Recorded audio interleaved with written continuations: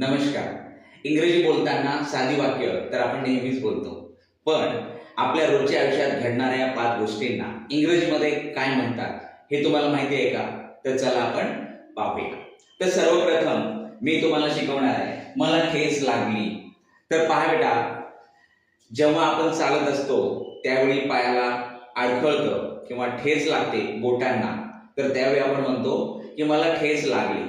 तर असं वाक्य इंग्लिशमध्ये कसं म्हणायचं? तर पहा बेटा, मला ठेच लागली त्याला इंग्लिशमध्ये म्हणायचं I have stubbed my toe.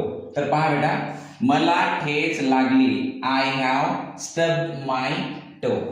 Okay.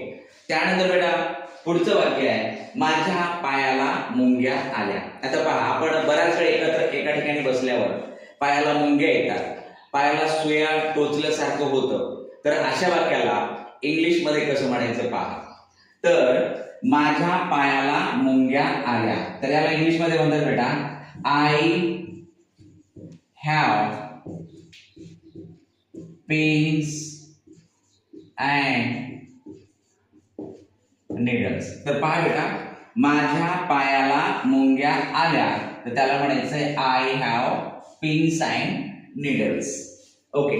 त्यानंतर बेटा, आपण कधी बसलेलो असताना अचानक आपल्याला उचक्या लागायला चालू होतं, तर असं वाक्य मला उचकी लागली आहे, तर असं वाक्य इंग्लिशमध्ये कसं म्हणायचं पहा. मला उचकी लागली आहे, I have got hiccups.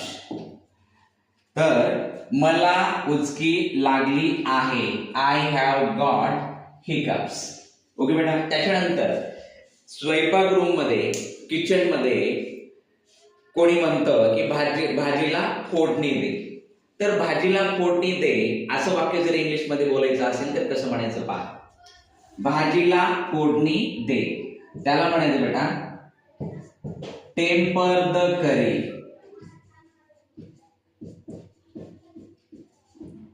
Temper the curry. पहा, भाजीला फोडणी दे त्याला इंग्लिशमध्ये म्हणायचंय temper the curry.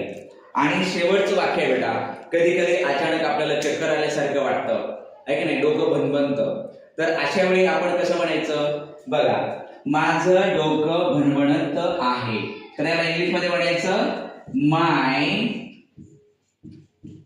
Head is